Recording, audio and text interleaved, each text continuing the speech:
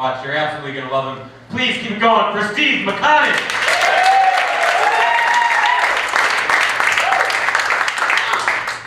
Thanks for having me.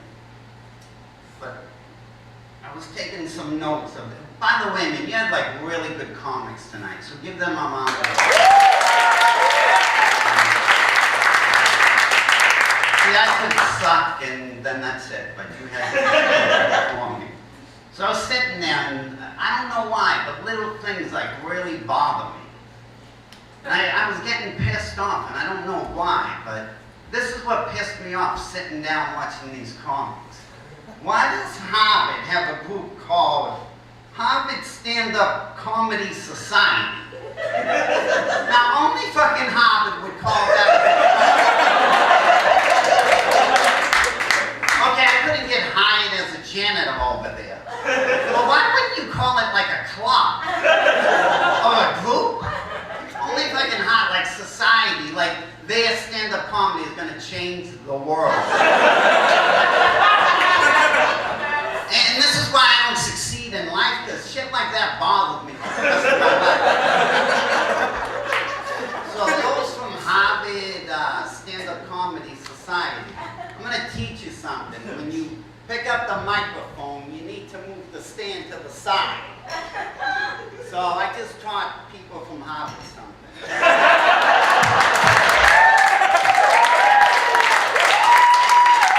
And again, that's not a rank on Harvard. It just fucking bothers me, that word society.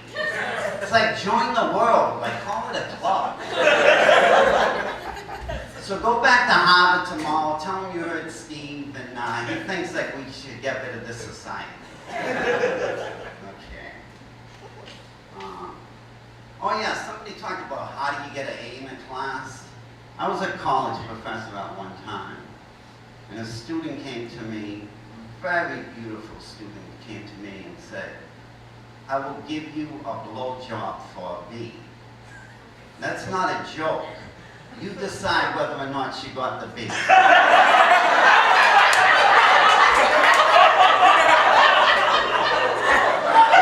I am not going to give you the answer as you asked.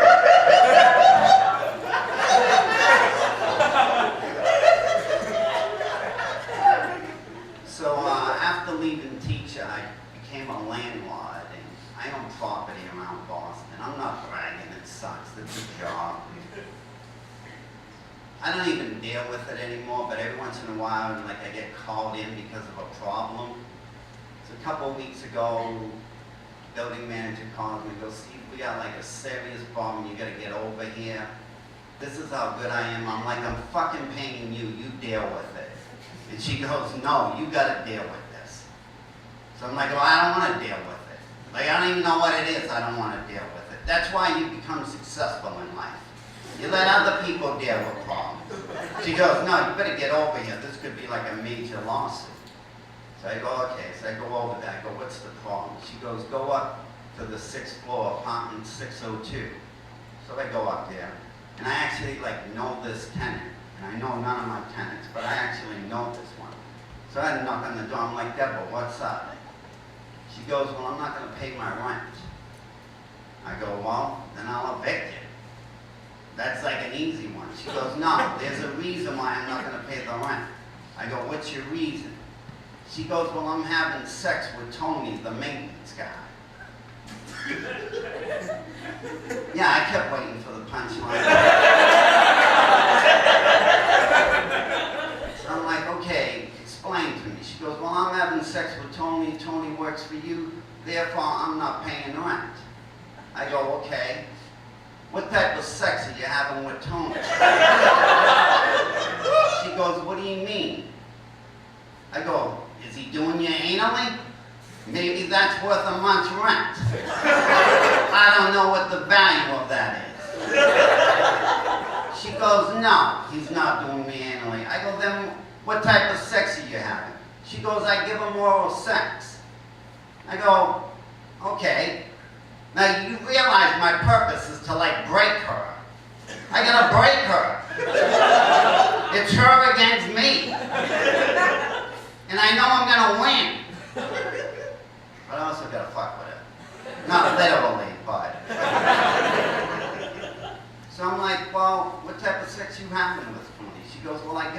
sex. I'm like, okay, in the last months, how much oral sex have you given me? She goes, let's say 10 times. I go, okay, let's say 10 times. I go, you pay $1,500 a month. That means you're telling me your blowjobs are worth $150 a piece. She said, I never looked at it that way. I said, there's no other way to look at it. So I said, believe it or not, like I've had a few blowjobs in my life. I know you can't believe that, but I have. And I said, I've never had one worth $150. Like I put the value at it like 75 or 100. Okay, I did have one that was probably worth like 500, but that's like once in a lifetime. But that's between you and I couldn't tell her that. I'm like, a blowjob is not worth $150. And then she goes, well, if that's how you want to do it, I think it is. So I go, I gotta leave, but I'll be back. So I go down to the office, I pull out her file. And the minute I looked at the file, I'm like, oh God, I know I'm gonna win this. But I gotta teach her a lesson. You know, being a former professor. I think you know why.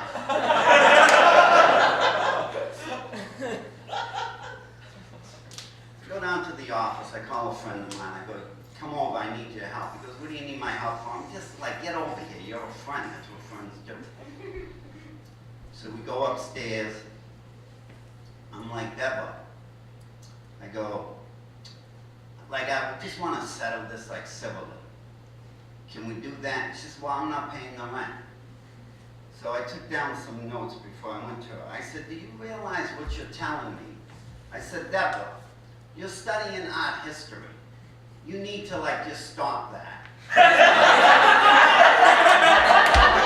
As a master's in art history, you'd be lucky to make $10,000 a year, if you're lucky.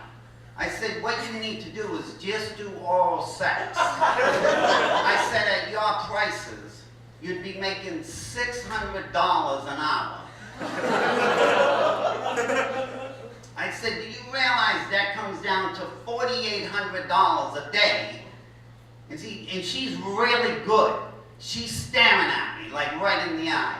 And I said, that comes out to $29,000 a week.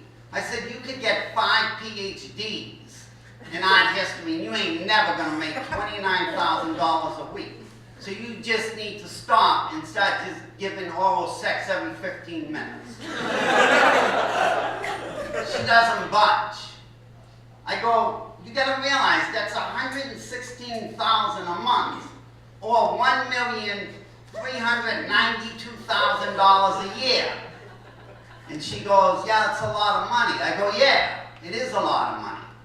So I said to my friend who was standing next to me, I said, if Deborah gave blowjobs, how much could she get? And he goes, maybe $35. And then Deborah goes, who the fuck is he? I go, well, actually, like, he's sort of like my expert witness. And she goes, what makes him a witness? I said, he runs the largest escort service in all of New England. And that's what she said. She went, oh.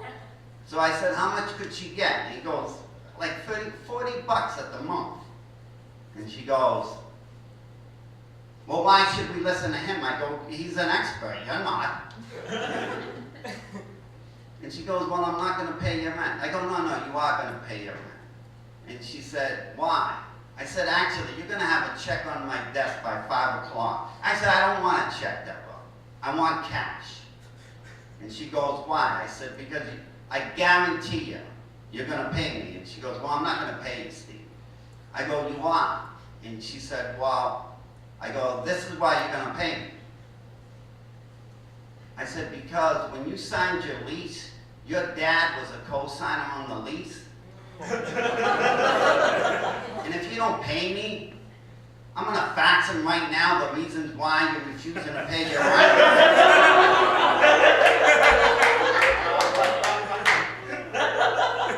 And she looked at me, she said, I'll be down in an hour.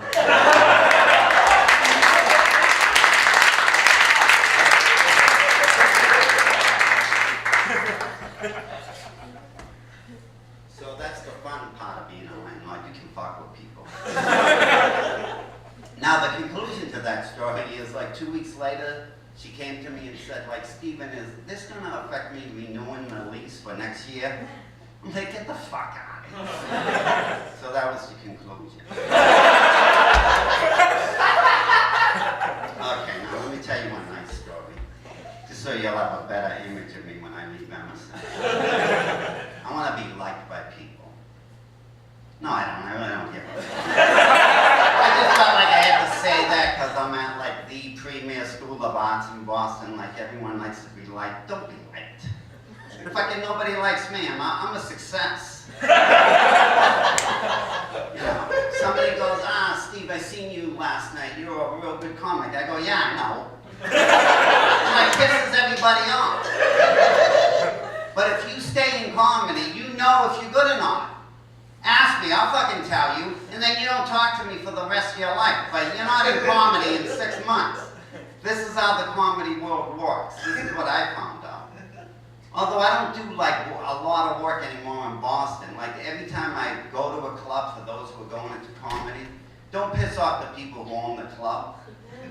Yeah, that was a tough fucking lesson to learn. So you end up doing like comedy in fucking Amarillo, Texas or something.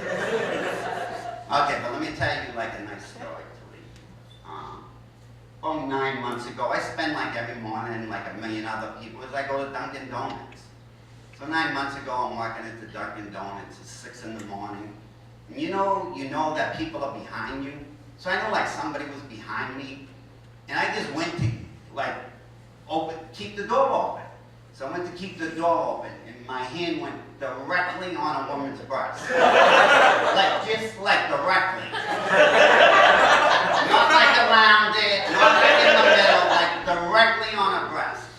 And my first thought was like, this is a nice breast. That was my initial thought, because I'm a heterosexual guy. I was like, wow, it's a nice breast. And then I like pull my hand away. I'm like, holy shit. And the minute that happened, a cop car pulled in to get coffee. And I went like, lady, I like apologize. I'm sorry. I don't go around grabbing a woman's breast. I meant to open the door. And she looked at me, she goes, you need to calm down. Just to like calm down. She goes, I know you didn't grab my breast on purpose. And then she said, quote, you're not the first guy to grab my breast, and hopefully you won't be the last. And I'm like, that's a nice woman. Like an accident happened, big deal, I touched your breast. Oh, by the way, that whole day, I'll get back to that whole day like I was happy. Ladies, I'm a low-maintenance guy. Like, all I did was touch her breast, and all day long, people were like, wow, Steve, you're in a good mood. It's like a long story. So she goes like, just calm down. I know you didn't mean it. Like, just like take it easy. And I said, oh, okay, And like I was like, wow, this is a nice woman, And we're waiting in line, and I said to her, well, like go in front of me. And she goes, wait a minute, like you touch my breast, and all I get is you go in front of me? And I'm like, well, I'll buy you coffee. Let me buy you coffee. And then she said, wait a minute, you touch my breast, all I get is coffee? I'm like, we'll get a muffin too. I think that's the value of touching a breast. Coffee and a muffin is fine. So she goes, no, I'll just get coffee. And she was ready to leave, and I said, would you join me, like for coffee? And like she hesitated, and then she went, nah, why not? So I'm like, I'm not kidding, I was on the verge of like falling in love with this woman. Like, where have you been all my life? So she sat down, and we dated for 6 months. True story, we dated for 6 months. We even went to, I took her to St. Martin's, and I paid a photographer like $50 of her and I like on the beach. So, if I wasn't in love, she was at least like the 5th soulmate of my life. Little pause, then laughter. You guys should know that. You're at Emerson. You pause, then you laugh. So, oh, thank you.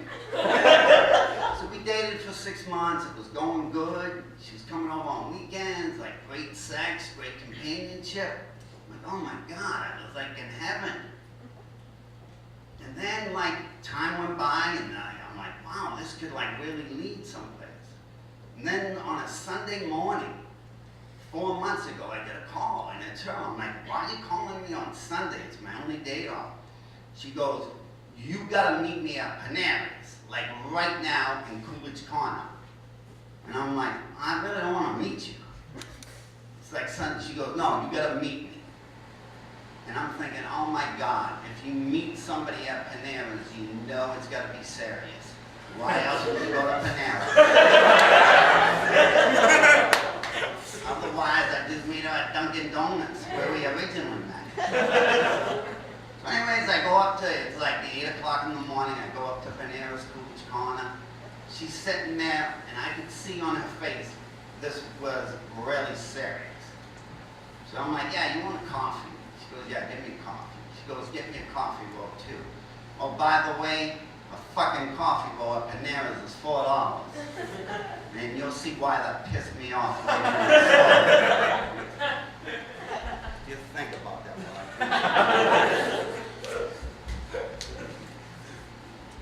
So I get the coffee rolls, I go over to the table.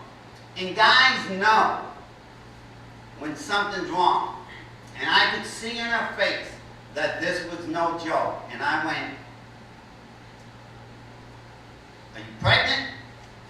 Just like that. I'm like, are you pregnant? I go, if you are, we're both adults. We can deal with this. I said, I've dealt with it before. That was the wrong thing to say. I dealt with it before. A few $100, the problem's gone. And she looked at me like I was an idiot. And she goes, I'm not pregnant. And then I was like, she's not talking. So I'm like, don't tell me you gave me an STD. Because if you did, there will be a fucking murder-suicide right here. In the middle of Coolidge Corner at Panera. And I was not joking. I had just gone through, in the last 2 years, a massive heart attack and fluid on the brain. If I had an STD, she was fucking dead, and I was dead, and I wasn't gonna care. Okay? That was it. That was it. It was gonna be a... And she looked at me, she goes, if you got an STD, you got it from somebody else. I said, no, I didn't. I got it from you, because I haven't been with anybody else. And then I went, oh, shit, man. Steve, you're being a real motherfucker. Because then I'm thinking, oh my God. And my tone completely changed, ladies. And I became the human being you should be. And I went, you have cancer? Like, are you dying? And she goes, no, I'm not dying. And I'm all, well, what's the problem? She goes, I'm married.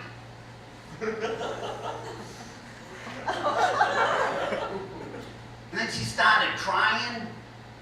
And that really pissed me off. Because I'm the one who should have been crying. But I don't cry. So she starts crying, and if you know, everybody in Panera's is looking at me going, what an asshole that guy is. Because you ladies would be doing the same thing. Like, you know he's at fault. So I just got up and left. And then I realized I had paid $4 for a friggin' coffee roll. That was her. I went back and got the coffee roll. And walked out. And I never seen her again. So that's part one of the story. But it's, you know, really, it's up to you. If you want to hear part two, I can tell you. But it takes like 10 minutes. If you don't, you don't have to. So clap if you want to hear part two.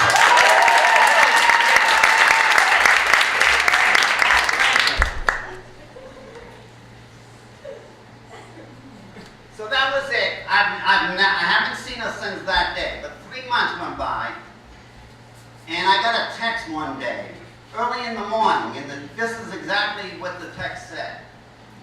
Fuck you, bitch. Fuck you, bitch. Fuck you, bitch. Fuck you, bitch. Fuck you, bitch. Please call 617-524-8972. And I went, that's one of my friends like playing a fucking joke on me. And I went, it's kind of funny, but I had to go back to work.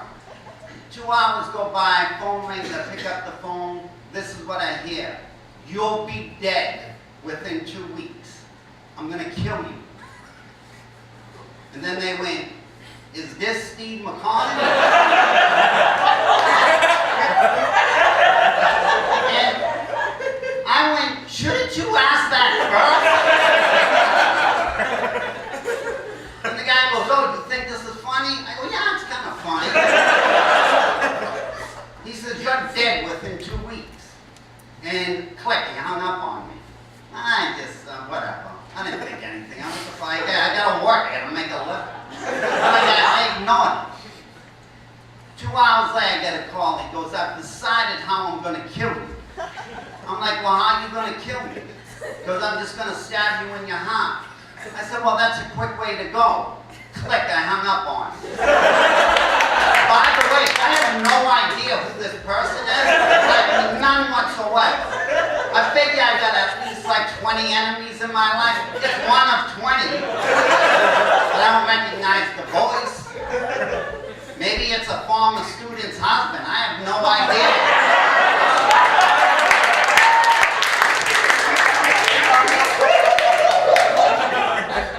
So for 2 weeks, at least on an hourly basis, I'm either getting a call or a text how I'm going to be killed. And this, I would get these at like 1 in the morning. So after 2 weeks, the phone rings. It's like 7:30 at night. I pick up the phone. He goes, I'm going to stab you. No, I'm going to slice you. I'm going to slice your body in like 100 different places. And then you're going to die by slowly bleeding out. And I'm thinking, there's no fucking way he came up with this. This got to be like a Stephen King novel. I'm not a big Stephen King fan, but that's pretty good. Like, I'm going to slice you in 100 places. Nah, you're from Emerson. This got to be like a movie. No way is this an original thought. And then he goes, well, I know where you live. And I said, I know where you live because I've been fucking your wife for the last 6 months, and I'm on the way over. So I went over to his house in Brookline, rang the bell, and the next thing I knew, I was thrown to the ground and handcuffed by the Brookline police. And they literally like picked me up by my belt. And the detective goes, what are you doing here? I said, I think I'm here to get killed. He goes, this ain't funny. I go, nah, it is kind of funny. He says, tell me your story. So I take out my phone, I said, here, look at the messages.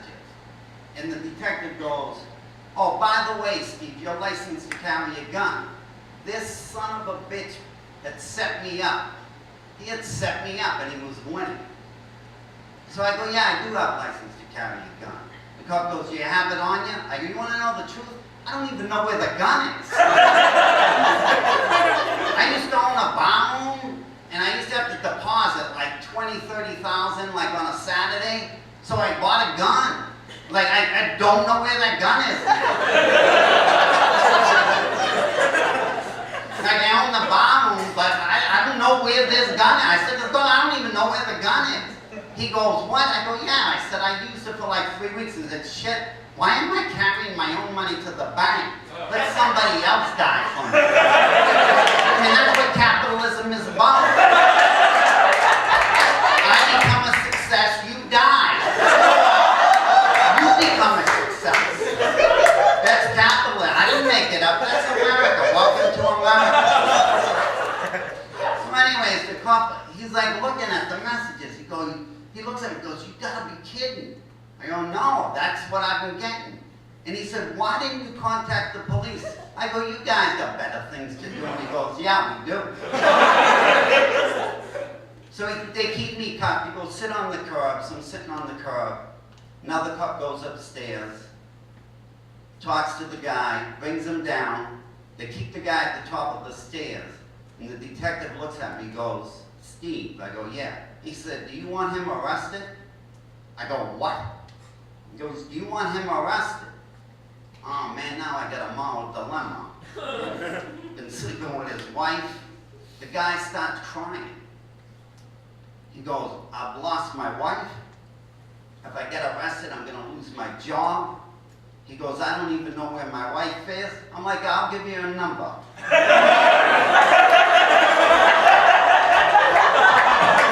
Trump looks at me, he goes, shut up. And I went like, oh man, I just had to throw that in. I just had to. So now it is, it's like a moral dilemma. Like, what do I do? Like, this guy's life is ruined already. And I'm like, fuck it, arrest him. Yeah, he was arrested. Lost his job. So that was it. But it wasn't it. The next morning, this woman who I haven't seen for 3 months calls me and goes, sorry about what happened last night. Do you want to meet for coffee? I'm like, no, get the fuck out